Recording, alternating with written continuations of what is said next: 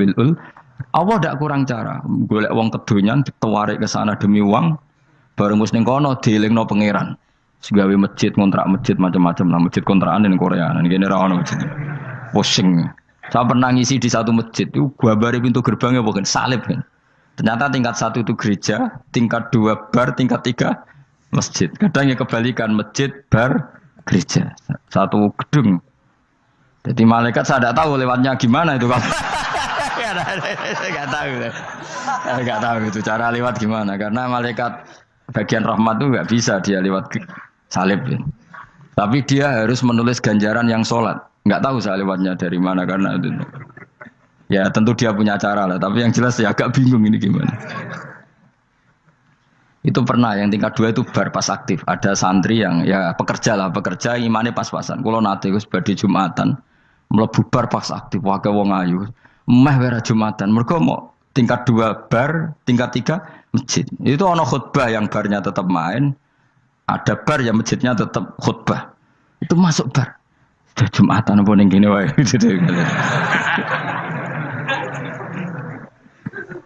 Akhirnya ya di situ beberapa menit terus ada komat Jumatan.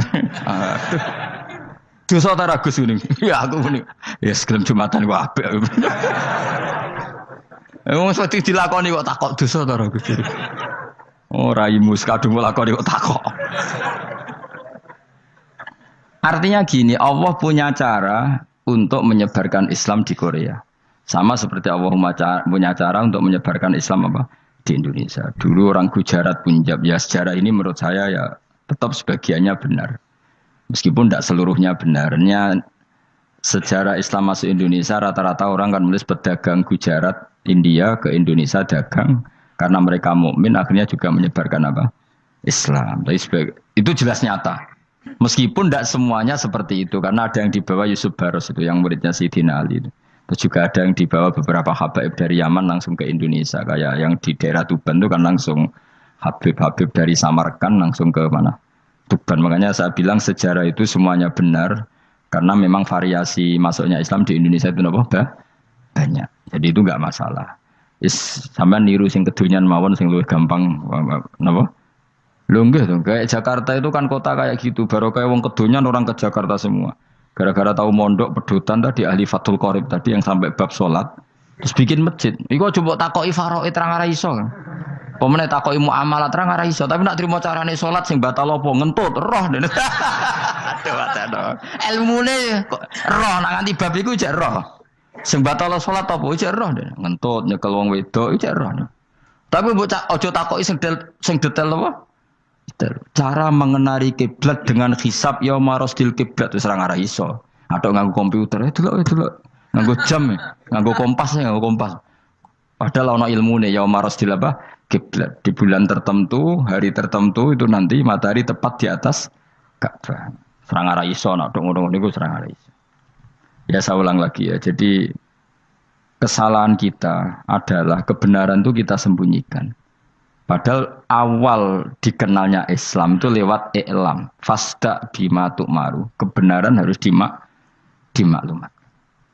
Tapi problemnya Islam Indonesia tuh kadang humul tuh bangga. Enggak dikenal orang itu bangga gini-gini. Oke lah, kalau yang enggak. Saya sendiri ya suka humul. Sampai sekarang saya suka humul. Saya sampai sekarang enggak suka tamu. Bukan karena benci tamu, ribet. Maksud saya kalau sowan kiai yang ngaji saja, ora usah sowan. Oh ribet. Lucu kan, seneng Gus Bak jare wong alim. Terus senenge mau sowan tok ngaji ra gelem iku piye karepe? Wong kok aneh.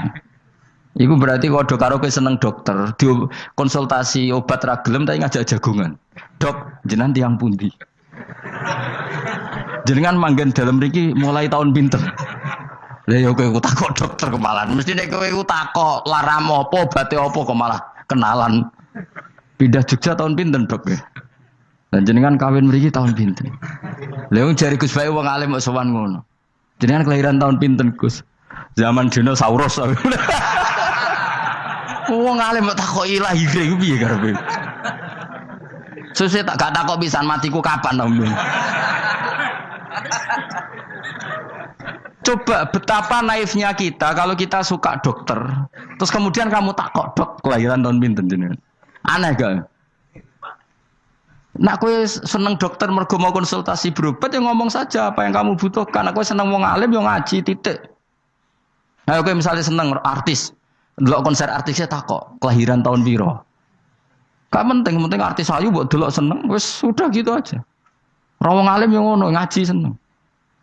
Ini kadang wong Jawa lucu, seneng wong alim sowan terus takok-takok. Waneh, iku dudu obat ngono, yakin. Maksudnya bu sing profesional, maksudnya sing rontok bener sidik lah, jadi wong coba bener nemen-nemen gak mungkin, wis pokoknya bener sidik-sidik. Makanya kemarin ngaji apa Nasoihul Ibad kan gitu, mujalah satu ulama artinya apa? Fi majlisil ilm ketika ngaji, ora kok mujalah satu ulama utawa sowan matekno wong ngene tuh. Kulo termasuk kiai yang kampanye ini. Soalnya termasuk kiai terkenal tapi sing tamu kulo rapati kathah. Iku jaga masyaallah tenan wis. Muga-muga rodok tobat sithik-sithik maksudnya. Maksudnya ya sudah lah. Ya tadi hubungan wong alim ya sudah ngaji. Kalau hubungan sama dokter ya tanya konsultasi apa? Medis. Kan lebih enak. Hubungan mbek dukun wis takok wis. Mbah niki menyangking pundi. Kok jenengan dermemel nglafadzno apa sing kalimate sing jelas kena apa nak dermemel mandi nak jelas kok ora mandi ku piye takono aku yo guru pun mbek dukun wong kalimate ra jelas kok mandi nak jelas gak mandi kok nak jelas kita bodoni ne ayo guru mantra iku mesti gak wae rungokno tenanan kalimate terus ra jelas dukun-dukun dulu yo kok mandi, nak jelas malah mandi. Mandine tenan ora ya ora. Ya saya ulang lagi ya. Jadi sebab itu di Quran sering ada kata i'lamu, kenalilah, ketahuilah. Jadi awal dari agama ini adalah harus tahu. Maka menyangkut harus tahu ini lalu Allah bikin media. Media itu apa saja. Tapi lalu kita bisa berdebat tentang media. Itu yang kita tidak tahu nanti hisabnya di depan Allah Subhanahu wa taala. Saya sampai sekarang itu nggak tahu, nggak pernah bilang halal, nggak pernah bilang haram. Misalnya gini ya buat ini dengerin ya. Di Korea ini sering teman-teman cerita. Ada beberapa majikan yang baik sama umat Islam, yang bekerja Muslim. Itu kalau dipamiti sholat, kan, Pak majikan saya mau sholat. Sholat itu apa? Mereka bilang dengan bahasa analogi di Korea. Pokoknya sholat itu sembahyang. Ketika sholat itu ditanya sama orang Korea, loh kamu itu sembahyang kok tidak ada patungnya? Karena pengetahuan mereka yang namanya sembahyang itu ada patungnya. Ada yang baik, apa sekalian tak belikin patung? Jadi wong Islam pas sholat tuh didelok ngarepe dhuwure kok gak ono patung. Ono sing ape sujud tuh digambarno salib. Mergo dekne denger-denger kalau karena tidak tahu Islam itu apa. Sementing ada personifikasi Tuhan. Ada lagi ini yang agak ngeri. Ada pegawai Garuda karena dia agak terpelajar waktu sholat, dia sholat sama krunya di mall. Itu langsung security mall nelpon polisi. Ini ada ritual teroris gitu. Jadi sholat itu dianggap mukadimah sebelum ngebom. Jadi ritual. Pertanyaannya adalah karena mereka tidak pernah ngerti sholat itu kayak apa. Dan kadang-kadang orang ngerti bahwa sholat itu adalah ritual umat Islam itu lewat media. Media itu bisa berita, bisa dokumenter, bisa apa saja. Kita tidak pernah tahu cara Allah mengertikan. Seperti kita tidak pernah tahu madzhab Mu'tazilah, tahunya itu dari kitab-kitab ahli sunnah wal jamaah. Coba kita semua misalnya tahu madzhab yang aneh, Mu'tazilah, Jabariyah, Qadariyah, itu dari kitab mereka apa dari kitab ahli sunnah? Dari kitab ahli sunnah. Maka bisa saja informasi keburukan itu dari orang baik dan informasi kebaikan dari orang buruk. Kita tidak pernah tahu. Karena ini yang bisa ngelola hanya Allah Subhanahu wa taala. Tidak bisa, kita tidak bisa, hanya Allah yang bisa. Maka perdebatan Ahmad bin Hambal dengan Haris al-Muhasibi itu seperti itu. Misalnya gini, tak kiri contoh. Haris al-Muhasibi itu orang alim allamah. Dia ahli sunnah mandat, pokoknya ahli sunnah sekali. Dia mau ngarang kitab tentang dia menentang Mu'tazilah, menentang Qadariyah, menentang Syiah. Terus setelah mau ngarang kitab, ditanya sama Imam Ahmad, ya Haris, kalau kamu ngeritik Mu'tazilah, awalnya gimana caranya kalau ngarang kitab? Ya saya cerita pendapat mereka dulu, lalu saya saya tentang. Imam Ahmad guyu-guyu. Bukankah setelah kamu cerita mazhab mereka plus argumentasi mereka, jangan-jangan pembacanya sudah tertarik. Pas kamu nentang, kamu sudah dianggap gawe-gawe. Karena kadung tertarik. Saya tak contoh wae, misalnya gini, kowe sekarang rasa bareng dadi wong soleh biasa wae. Aku ana gambar wong wedok montok tak tulis, hindari ini. Kira-kira dia mau hindari apa gambare? Enggak jawab ya, kira-kira lho. Sing mbok nikmati kata hindari apa? Sing mbok eling-eling kalimat hindari apa gambare? Kira-kira. Padahal tulisannya apa? Hindari bahaya ini. Bahaya ndi terus didelok. Terus sing dieling-eling ora hindarine tapi sama. Pendapat Mu'tazilah itu ada yang menarik. Misalnya gini, menurut Mu'tazilah, seseorang masuk neraka ya karena amalnya, masuk surga ya karena amalnya. Apa artinya kalau masuk surga karena fadl Allah? Lalu gunanya amal apa? Mungkin pembaca kan tuh, wah ini proporsional ini. Gak ada ahli sunnah, jadi bus warga mereka fadl pangeran. Kok enak? Lalu gunanya amal apa? Padahal dia tahu pendapat Mu'tazilah itu dari kitab itu, kitabnya orang ahli sunnah. Gak pernah tahu kita. Ya saya ulang lagi. Itu kan ibarat kayak KUHP. Kamu baca KUHP draft, terus kamu cocok. Kamu mesti nyalahkan yang demo. Atau baca buku selebaran orang demo, kan terserah kamu. Kamu kan punya akal, kan tetap milih. Tetap milih. Problemnya kata Imam Ahmad itu, ketika kamu menceritakan pendapat Mu'tazilah, bisa-bisa orang itu kadung tertarik. Ketika mulai kamu tentang, orang itu gak tertarik sama penentangan kamu. Berarti kamu ikut menyebarkan Mu'tazilah. Sama seperti tadi, gambar perempuan yang agak jorok tadi, sebetulnya tak tulisi kata hindari. Padahal Ruhinus gak tahu, eling wong wedok gara-gara tak kei gambar hindari bahaya ini, malah jadi eling. Orang eling tulisannya eling. Nah, hakikat saya ini penyebar kata hindari apa penyebar gambar itu? Coba. Lalu status saya ini pengedar gambar itu apa pengedar kata hindari? Lah iya yang mengedarkan kata hindari tapi yang mengedarkan. Nah, sama sekarang pertanyaannya, kalau kamu ngarang kitab anti Mu'tazilah, itu sebenarnya pengedar mazhab Mu'tazilah apa penentang? Ya pengedar juga karena umat tahu dari kitab kamu. Dong toh ya? Lah ya mulane ku dadi perdebatan, kok kaya iya kaya ora. Juga tuh gale gini misalnya, kamu jangan milih presiden yang dari militer, itu pasti keras, tegas, terus kaku. Ternyata pembaca itu wataknya militer, lu cari yang begini, pusing kan kamu. Agak suka presiden sipil, nggak tegas. Padahal kamu nulis itu untuk menggiring orang milih presiden. Jangan milih yang militer, pasti tegas, nggak demokratis, nggak nerima pendapat. Ternyata pembacanya suka saya punya pemimpin yang tegas. Habis kamu kan? Yang tahu hati orang itu siapa? Makanya ketika kitab ahli sunnah dipenuhi dengan cerita-cerita madzhab Mu'tazilah, itu sebetulnya kamu itu pengedar apa penentang? Itu pertanyaan Ahmad bin.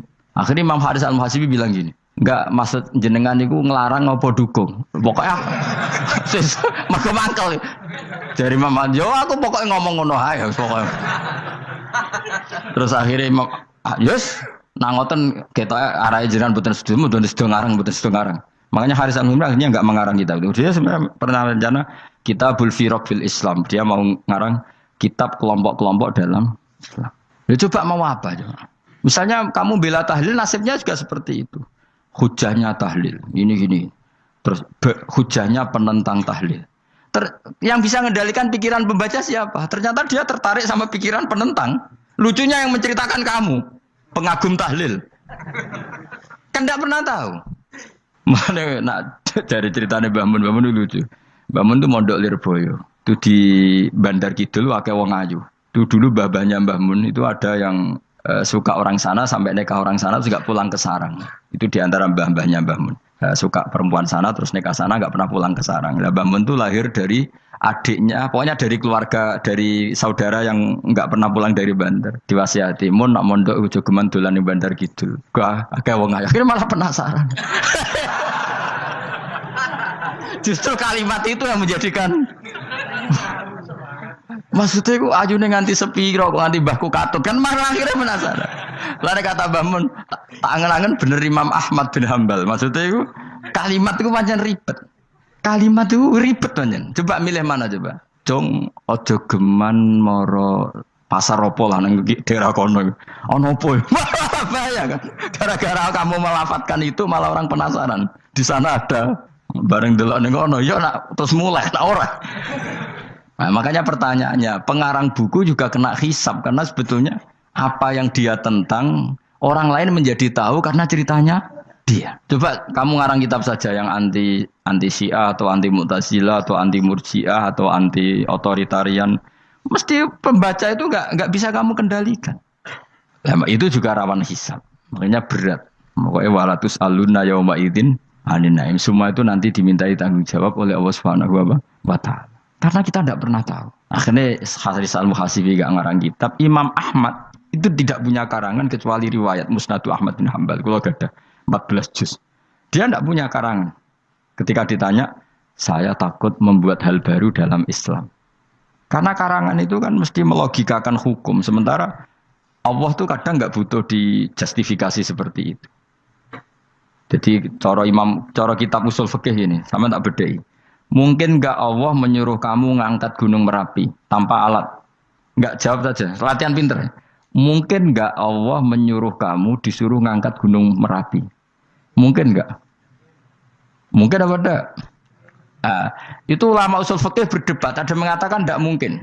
Karena Allah tidak akan memerintahkan sesuatu yang tidak dimampui mukhatab, yang tidak dimampui manusia.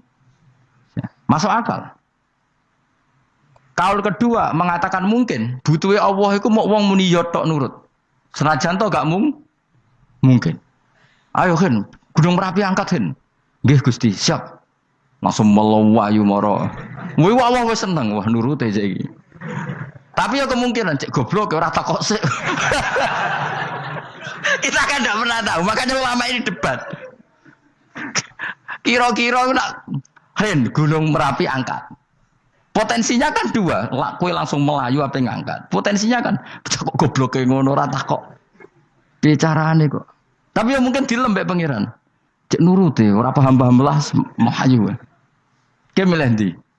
Status sing ngene iki nurut apa goblok? Jawab, nurut apa goblok? Ya nurut goblok. Ya coba ngono. Kita ndak pernah tahu. Mulane tetap pada akhirnya kita itu wain adri. Kita tidak pernah tahu. Tapi kita tahu bahwa semua ada hikmahnya. Makanya kadang orang alim itu bilang saya alim, kadang bilang saya tidak tahu. Maksudnya kita tahu Allah memerintahkan pasti ada hikmahnya, tapi kita tidak tahu maksudnya apa. Ya sudah seperti ini. Akhirnya dunia ya sudah seperti ini. Ya kadang ngerti, kadang nggak ngerti. Ya sudah biasa ya. Kalau kita tak tahu isi urip tora. Mungkin jawab ya. Munir roh iku nyatane yo koyo roh. Munir roh yo ora roh nak mati. Mulane sudah. Kadang takoki sesuk iku jeng yo ziarah nggih, Mbah. Tapi kadang wawa alam, Mbah, insyaallah. Ya karena memang ya enggak pernah tahu. Karena apa ya? Wis ra kena diterangno, Bang. Mulane kula niku gak ada kitab-kitab perdebatan ulama, nak gejol-gejolkan ngoten niku. Saya ulang lagi ya, kalau kamu mengarang kitab menentang pendapat Mu'tazilah, itu artinya kamu menceritakan pendapat Mu'tazilah, lalu menyebarkan kesalahan mereka.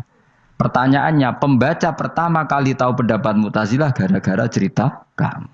Itu sama, pembaca tahu gambar perempuan gara-gara edaran kamu. Meskipun kamu menulis hindari, tapi kan menjadi tahu. Kamu berarti penyebar kata hindari apa penyebar gambar? Apa penyebar kata hindari? Itu ibarat kayak gini, ada anak kecil baru umur SMP kamu nak hindari narkoba. Bentuknya kayak ini loh. Nak.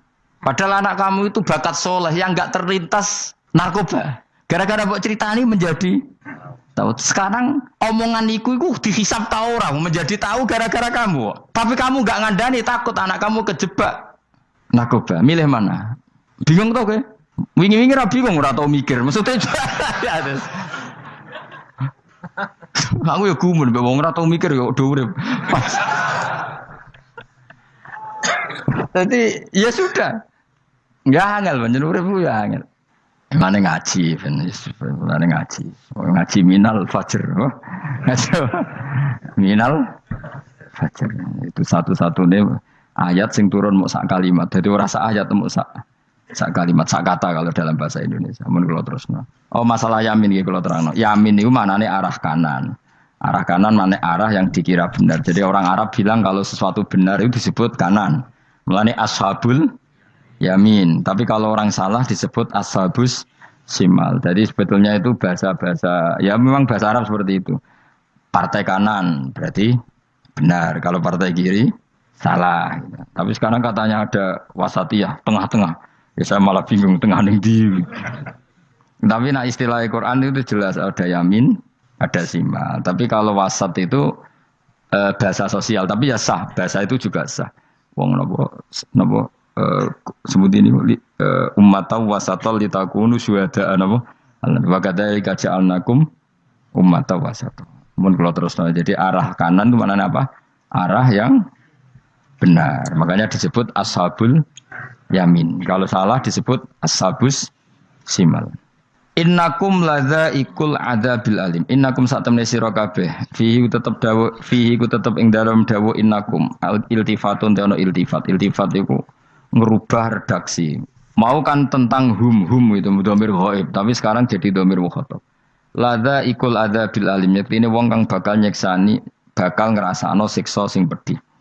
Wa mutzauna lan ora den wales sira kabeh ilama kecuali perkara illa jazaa kecuali wales perkara kuntum kang ana sira kabeh tak malu nang nglakoni sira kabeh illa ibadah wahil mukhlasin kecuali kaulane Allah sing ikhlas. Jadi semua orang itu akan kena siksa kecuali kaulane Allah sing napa ikhlas. Sing ikhlas pokoke enak-enak ibadah ikhlas mun nang ngandel kula ibadah paling nyaman ikhlas. Mulang ya mulang ae mergo perintah Allah. Cek murid temroh guru cek ora ban sak karep-karepe pokoke mulang ya mulang ae. Sekolah nih, pokoknya mulang-mulang aja. Cek kira aku ora urusan, pokoknya mulang wis. Boleh ridane Allah, ben sebenarnya akhirat rakakan hisab. Ribet mikir manusia ribet.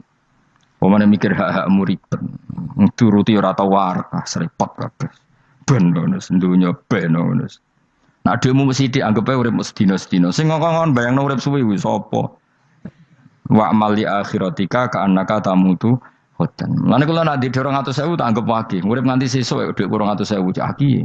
Lah kowe bayangno dhuwit akeh, bayangno urip nganti 20 tahun. Sing ngongkon bayangno ngono iku ya sapa? Jelas Nabi dawuh wa amal li akhiratika ka annaka tamutu hoten. Kamu ngamal untuk akhirat seakan-akan mati be. Jadi misalnya aku digedingi wong sak menaki, digedingi mau sewengi enteng sesuk wis mati wae. Jebule cek urip. Ya anggap ae cek sesuk. Kan mau sedina-sedina ngitunge apa? Mulane anggere ana panitia ngundang aku pengajian ku pusing. Aja mbok undang saiki, aku mari bingung. Pokoke nek sesuk acara bengi aku kandhani. Mboten Gus ben ana kepastian. Kepastian mbahmu ora melok duwe donya men kepastian men. Wong ora tau ngaji tauhid to men. Pas, ya coba 2 bulan lagi disuruh bilang iya, ben ana kepas. Sing iso ngatur donya sapa? Akhirnya, tapi ini benar kepastian mbahmu manusa sing iso nonton sapa.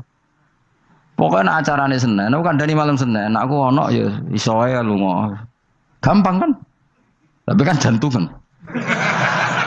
Akhirnya golek kiai serep. Alhamdulillah ras itu. Terus kalau ngaji teng mriki pokoke umume iku akhir bulan iki ngono tok santai wis. Ya biasa wae. Ya pokoke urip ku anggap ae sedina wa amal li akhiratika ka annaka tamutu. Dan dari misalnya damuk bojo ya ndang sedina. Sesuk wis mati apa. Boleh sesuk jauh urip diwamuk meneh. Paling sedina. Wis sedina mati, yes. Enggak suwe-suwe ra aman apa? Aman. Aman. Wani urip ngono. Jare daftar wali, tau warai ngono ora. Ikhlas ki ngoten carane ki salat ben nyaman. Ngendikane Rasulullah, "Sholli ka annaka sholatu muwaddi'in." Kowe nek pengen salat ikhlas, anggap bae iku salat sing terakhir dan kenangan terbaik kamu di dunia adalah tahu salat, tahu sujud. Juga salat tuh happy. Ya Allah ini sujud saat terakhir, ini rukuk saat terakhir. Seneng dadi salat.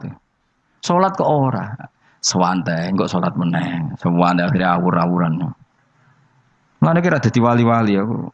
Kroso Kang, nek dadi wali ku ana ambune. Kita ora ngono ambune semboyo. Maksudnya ku ora usah wali-wali papan atas, sing ringan-ringan ae, sementing ku bener. Jadi syarat wali wa amal li akhiratika ka annaka tamutu